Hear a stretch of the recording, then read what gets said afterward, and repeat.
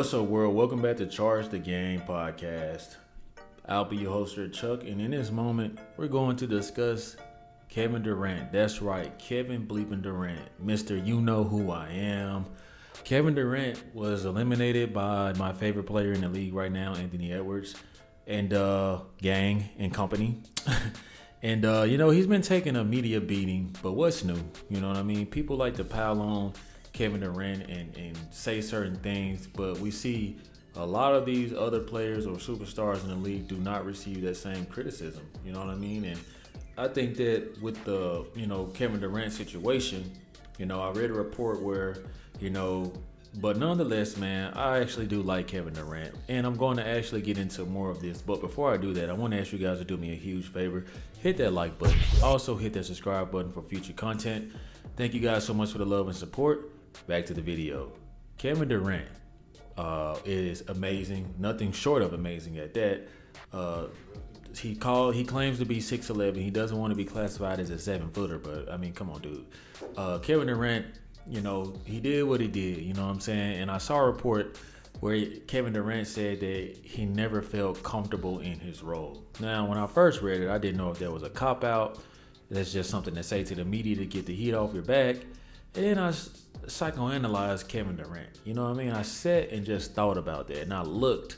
And you could see throughout this whole season, and then in the playoffs when things seem to be going, on the downside, I saw that worrisome look that Kevin Durant displays when he's uncomfortable. I saw that. You know what I'm saying? Almost as uncomfortable as me looking at his nappy ass hair, man. Like, this dude was so uncomfortable. You could tell, you know what I'm saying? He's still great. He averaged consistent points throughout the playoffs, but I just think that there's too much of ISO basketball at times with Bradley Beal, Devin Book, and Kevin Durant. It's a lot of what the Clippers deal with from time to time. Yes, the skills will win you talent, but when the rubber needs to meet the road, you need to have that chemistry. And not to mention all of the injuries that were robbing them.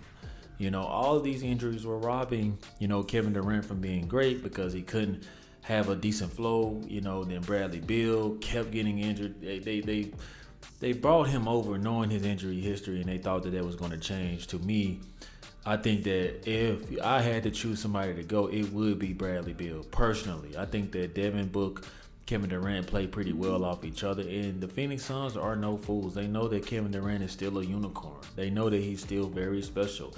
His playing style and his playing skill can sustain a very long time. He doesn't really have to, worry about that. He's not lifting weights. He's not injuring himself. It's not really taking a toll on his body because he was born to play basketball.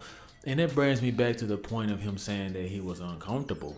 Because if you think about it, where was he most comfortable? He was only comfortable in two places. You know what I'm saying? And I would say Golden State before things got ugly with Draymond Green and Bob Myers making that quote. Kevin Durant felt comfortable because he felt wanted. You see what I'm saying? Kevin Durant felt wanted, so he was able to give it his all. He showed up the best way he could. And when you feel wanted, you show up as your best self. You know what I'm saying? Draymond Green did throw, a wrench into the situation, calling him the B word repeatedly on TV, showing him up in front of the whole world, in front of his teammates, yelling at him. You know what I'm saying? Some cats not built that way. Then Bob Myers didn't help with his slight, during the championship parade, saying that you're not homegrown, basically.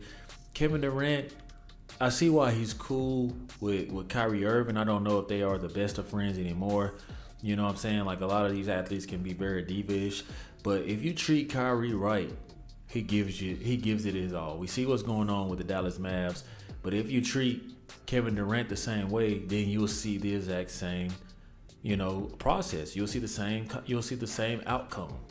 And when Kevin Durant was his most happiest was with OKC. That was the team that drafted him. The Supersonics at the time. Then they went into Oklahoma City. Kevin Durant was having fun. It was fun to him. He is a true hooper, so he has to feel fun. And when he's having fun, he's feeling comfortable. You know what I'm saying? It's when he's no longer feeling comfortable. He feels like the surrounding cast around him isn't in his best interest. Then you see him kind of, slack off a little bit. You see him sag off of defense. You see him kind of, be nonchalant about certain things. And the truth of the matter is Kevin Durant is actually a genuine good guy. You know what I'm saying? I know a lot of people say he's sensitive and this and that. He actually just overly cares a little more about things that I feel like he should. But that doesn't make him a bad guy. It's just how he is. It's his heart. And maybe he was just born to be a nice guy at the end of the day. I know that Draymond Green goes out of his way to throw jabs at KD, but KD is a chill dude. Even when the whole situation was going down with Draymond Green, Kevin Durant remained calm because it's just not his character to act out.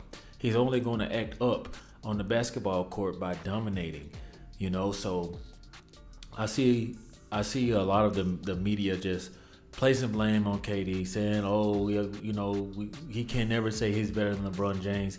In a one-on-one, I don't think LeBron James can hang with Kevin Durant. Personally, I think that his bag is humongous. I think his skill set is unique. He has a nice hezzy, mid-range. He's damn near 7 feet. He jumps, then release. That's hard to guard, man.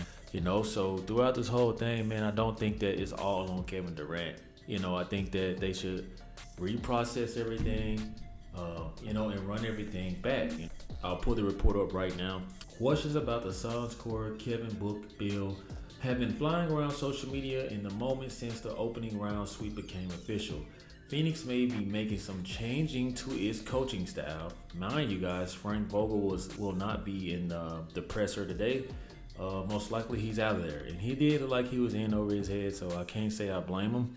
But it goes on to say, but if everything goes to plan, Durant and the rest of the Suns' big three will remain out west in 2024-2025. Now, I think that it was good for them to jump on this and clear the air because as a superstar and sensitive person like KD, you can't let him get in his own head. So the best thing you could do is go ahead and put these fires out. Hey, we're going to retain Kevin Durant. We're going to remove the coach.